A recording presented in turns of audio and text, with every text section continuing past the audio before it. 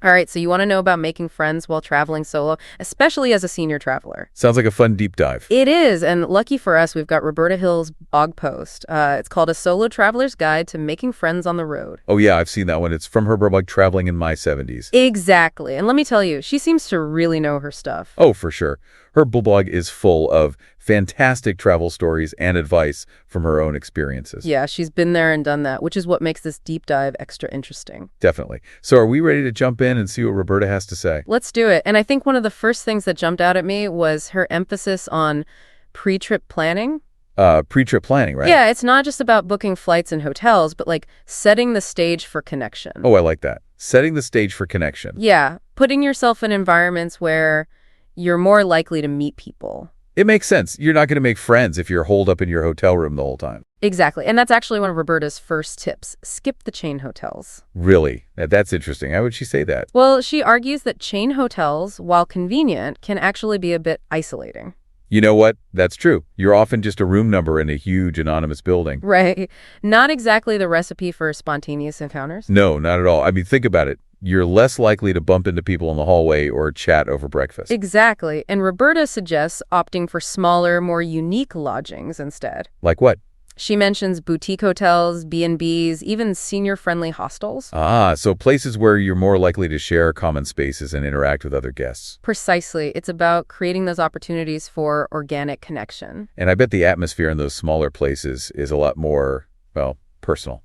Definitely. More intimate, more conducive to striking up conversations. It's like the difference between a crowded airport terminal and a cozy cafe. Oh, I love that analogy. One is all about transit. The other invites you to linger and connect. Exactly. And speaking of inviting connection, Roberta also has this great tip about bringing games along. Oh, yeah, the game's such a simple but brilliant idea. It is. Games are such fantastic icebreakers. Totally. They give you something to do together, a shared activity, a focal point for conversation. Imagine you're in a hostel common room, or even on a train, and you pull out a deck of cards or a travel-sized board game. Instant conversation starter. Right. And for seniors, it can be a really comfortable way to initiate social interaction. Totally. It takes the pressure off, You're not just awkwardly trying to make small talk. And it taps into that human need for play, for shared experiences, regardless of age. I can see myself getting into a heated Scrabble match with someone from another country. There you go. And who knows, you might even learn a few new words in the process. Exactly. It's not just about the game itself. It's about the laughter, the friendly competition, the stories that emerge. Absolutely. It's about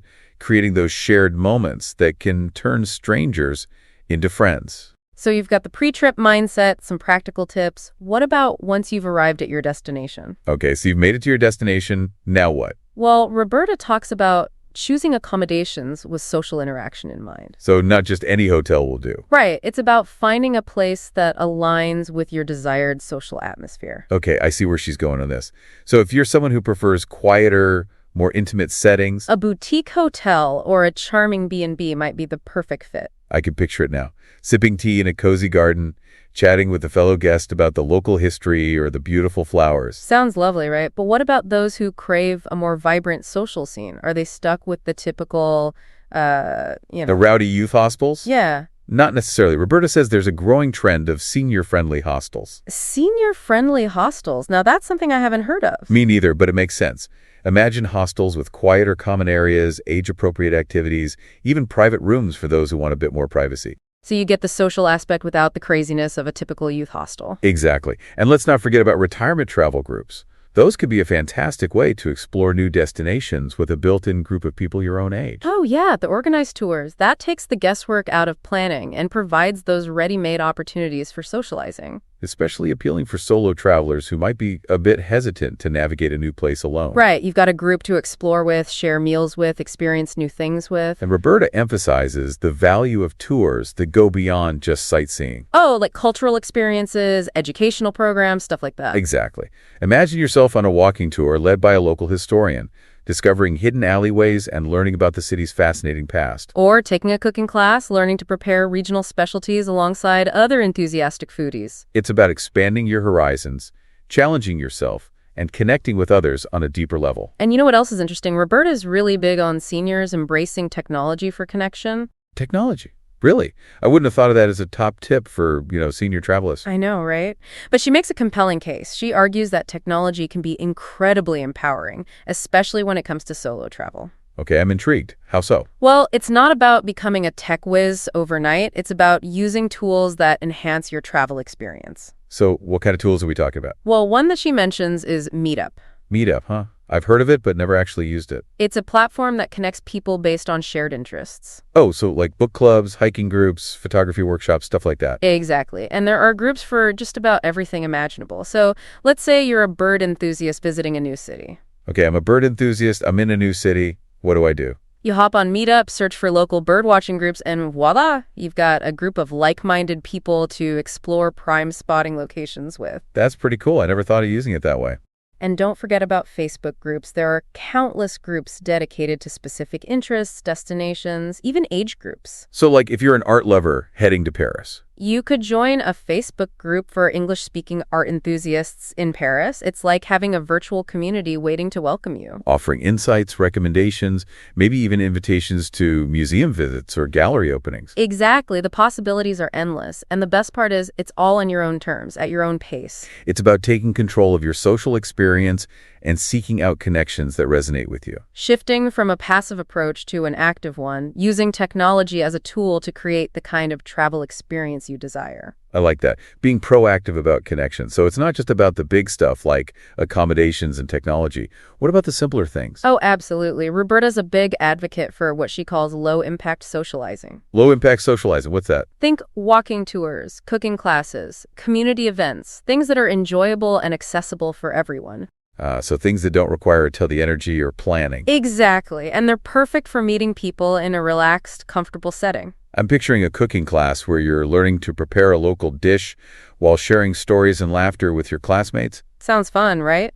And from a safety perspective, these types of activities can be particularly appealing for seniors. They offer a structured environment, a lower-risk way to connect with others. It's about finding those sweet spots where socializing feels natural and effortless. Where you can be yourself and just enjoy the moment. And ultimately, isn't that what it's all about? Creating those moments of connection, those shared experiences that make travel so enriching. You know, it really is. And speaking of connection, we can't forget about the art of conversation itself. Oh, of course. Roberta has some great tips for that, too. Like what?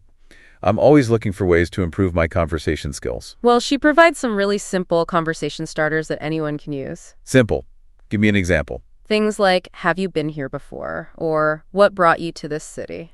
Those sound so basic. Do they really work? You'd be surprised. Sometimes the simplest questions can spark the most engaging conversations. It's about approaching others with genuine curiosity. Exactly. And a willingness to listen. Remember that saying, to be interesting, be interested? Oh yeah, I've heard that one. But it's true, isn't it? Totally. It's about shifting the focus from ourselves to the other person, showing genuine interest in their story. And often, that's all it takes to forge a connection. So we've talked about accommodations, technology, even the art of conversation. What else does Roberta have up her sleeve? Well, there's one more tip that I think is particularly relevant to your desire to connect with people who share your interests. Okay, I'm all ears. Volunteering or joining local clubs. Oh, that's a great one. I've always wanted to try that while traveling. It's such a fantastic way to meet like-minded people while also contributing to the community. I can imagine. So, for example, if you're a history buff visiting Rome, Rome, the eternal city. you could join a local history society or even volunteer at a museum. Imagine the connections you could make. And for seniors, it could be especially rewarding. Totally. It's a way to stay active, engaged, and connected, both with the local culture and with people who share your passion. I love that. It's about finding your tribe no matter where you are in the world. Exactly. And Roberta also mentions attending senior-friendly events. Senior-friendly events? Like what? Think matinee performances at the theater, museum tours designed for seniors, maybe even dance classes or cooking workshops geared towards an older audience. So basically, activities that cater to the interests and needs of senior travelers. Precisely. And the beauty of it is, it takes the pressure off having to find social opportunities on your own. It's like having a pre-planned social calendar tailored to your interests. Exactly. For example, if you're visiting London and you love theater. London theater, a dream. You could research senior-friendly matinee performances or behind-the-scenes tours, guaranteed social interaction with like-minded people. I love it. It's about being proactive and creating those opportunities rather than leaving it to chance. Exactly. And that brings us to one of my favorite concepts that Roberta championed. Ooh, do tell. Slow travel and longer stays. Slow travel. I'm a big fan of that myself. Taking the time to really soak in a place. Me too. I find that the longer I stay somewhere, the more I connect with the local culture, the people, the rhythm of daily life. And isn't that what travel is all about? Absolutely. And Roberta believes that slow travel is particularly conducive to building deeper connections, which is often what senior travelers are seeking. Makes sense. It's not about rushing from one site to the next. It's about immersing yourself in the experience and allowing those serendipitous encounters to unfold naturally. It's like the difference between skimming a book and savoring each chapter, allowing the story to unfold at its own pace. Beautiful analogy. And from a psychological perspective, familiarity breeds comfort and connection. The more time you spend in a place, the more comfortable you become with your surroundings, the more likely you are to strike up conversations to form those bonds. It's like planting a seed and watching it grow. It takes time, nurturing, and patience, but the rewards are so much greater. Speaking of nurturing connection, there's one reality we have to address. What's that? Rejection. Oh, yeah, that's a tough one. Not every interaction is going to turn into a lasting friendship. Right. And for seniors who might be more sensitive to social cues or apprehensive about putting themselves out there, the fear of rejection can be a real barrier. It's understandable, but Roberta has a really healthy perspective on it. How so? She frames it as a natural part of the human experience. Every no brings you closer to a yes. I like that. It's like that saying, you miss 100% of the shots you don't take. Exactly. And often, rejection has more to do with circumstances than with us as individuals. Maybe the person you approach is having a bad day, or maybe they're just not looking for new friends at that moment. It doesn't mean you're not worthy of connection. That's so important to remember, and it's a valuable lesson not just for travel, but for life in general. Absolutely. So don't let the fear of rejection hold you back from putting yourself out there. Because you never know what amazing connections you might make. And you know what Roberta says is one of the simplest yet most effective ways to connect with others? I'm curious. Tell me. Shared meals. Shared meals, like just going out to eat? Well, she even suggests trying the bar instead of a private table. The bar. Why the bar? She says it creates a more casual, approachable atmosphere for conversation. You know, I've actually had some of my best travel encounters while dining at the bar. Me too. It's like that shared space creates an instant sense of camaraderie. It makes it easier to strike up conversations, to swap stories. It transforms a simple act of dining into an opportunity for connection, for cultural exchange. And speaking of enriching experiences, Roberta emphasizes the importance of staying in touch with the new friends you make along the way. Oh, definitely. That's something I've learned to appreciate more and more over the years. It's those connections, those friendships that extend beyond the initial encounter that really make travel so special. It's like building a global network of friends, each connection a thread that connects us to different corners of the world. And as we've explored throughout this deep dive so far, it's clear that making friends while traveling solo as a senior is not only possible, but incredibly rewarding. It's about embracing the journey with an open heart, a curious mind, and a willingness to step outside of our comfort zones. And to remember that age is just a number. The desire for connection, for friendship, for shared experiences, those are timeless human desires. That can be fulfilled at any stage of life. So true.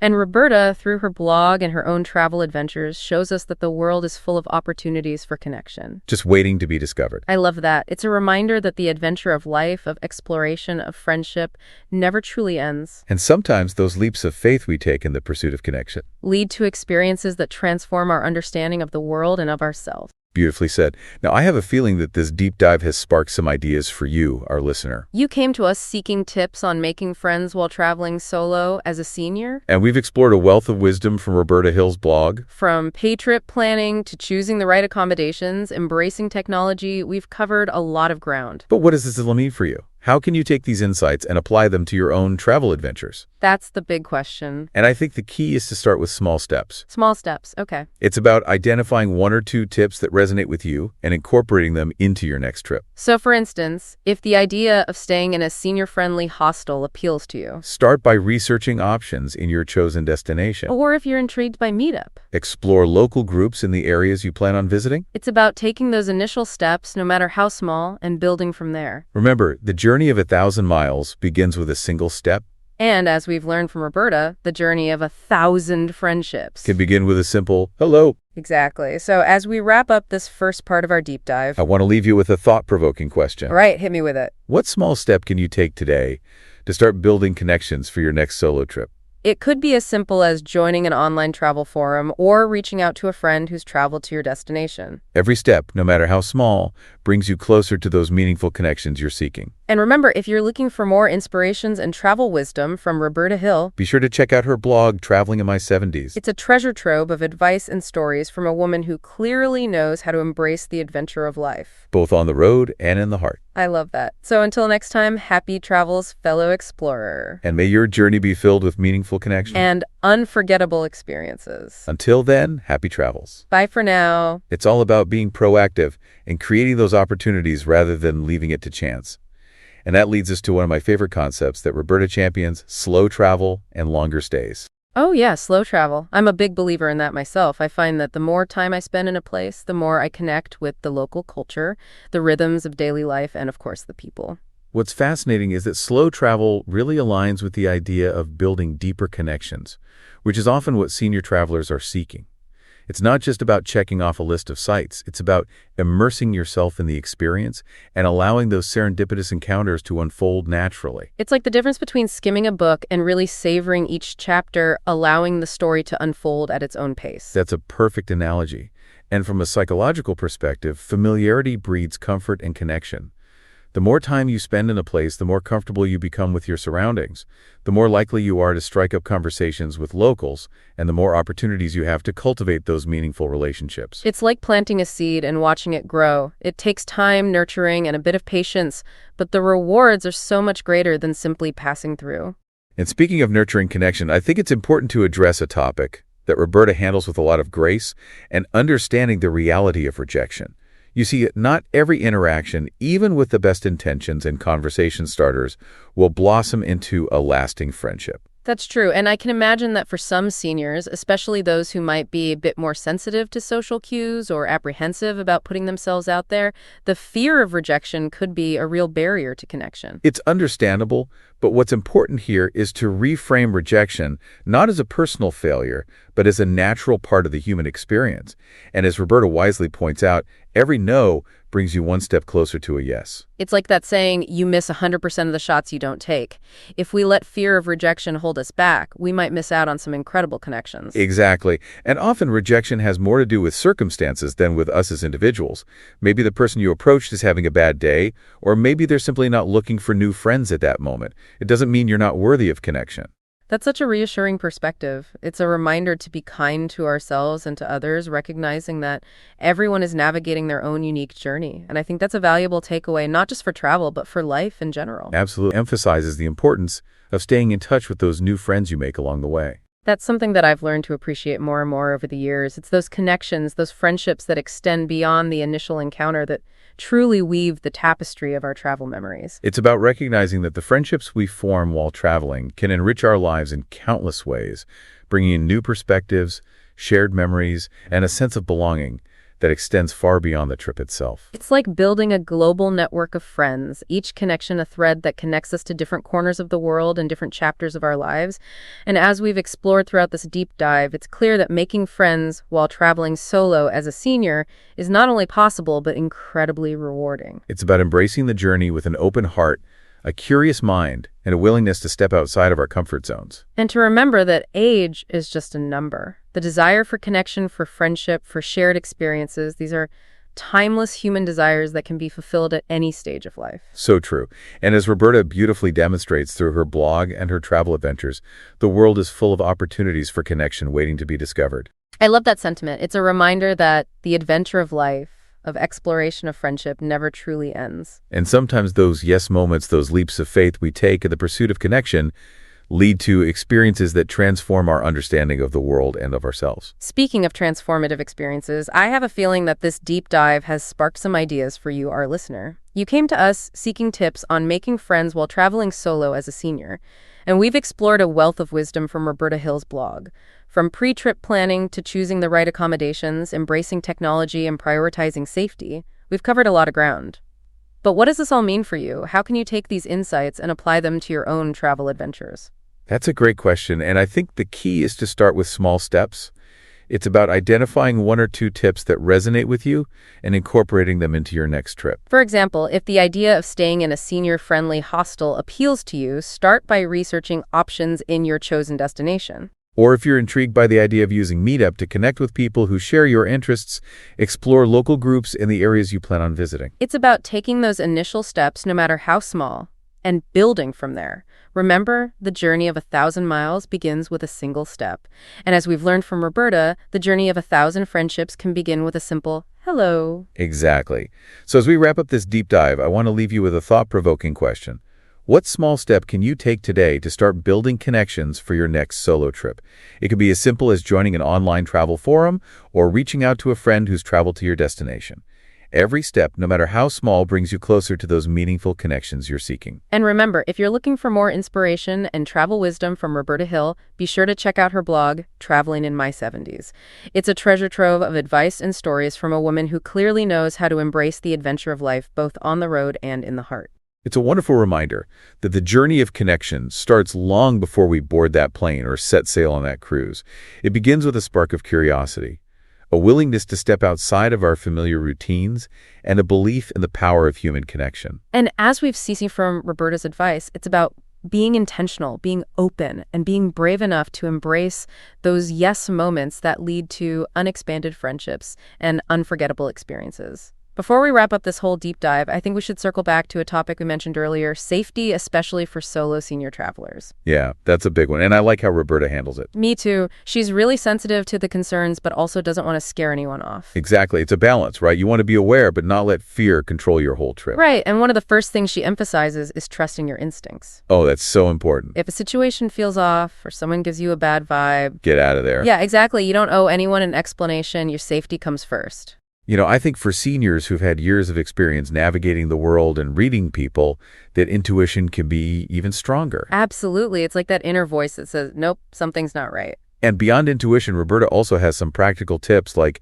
meeting new people in public places, Oh, yeah, that's a good one. letting someone back home know your plans, and just being aware of your surroundings. It's like having a safety net, but not feeling trapped, you know? Exactly. It's about finding that balance, feeling confident to explore, but also taking sensible precautions. And that sense of empowerment is really key to enjoying solo travel at any age. It's about embracing that freedom and flexibility, but also knowing you have the power to create a safe and enjoyable experience. So it's not about being fearless, it's about being informed and prepared. Right, and Roberta's blog gives you the tools to do just that. It's like she's saying, hey, the world is an amazing place, go explore it, but let's be smart about it. Exactly. And with a little planning and awareness, you can have an amazing and safe solo travel adventure. Well said. And on that note, I think it's time to wrap up this deep dive into making friends while traveling solo as a senior. We've covered a lot of ground, from pre-trip planning to choosing the right accommodations to embracing technology. And of course, staying safe. We've learned so much from Roberta Hill and her blog, Traveling in My 70s. It's a treasure trove of wisdom and inspiration for anyone who wants to embrace the adventure of life at any age. And to our listener who asked this question, we hope you found some helpful tips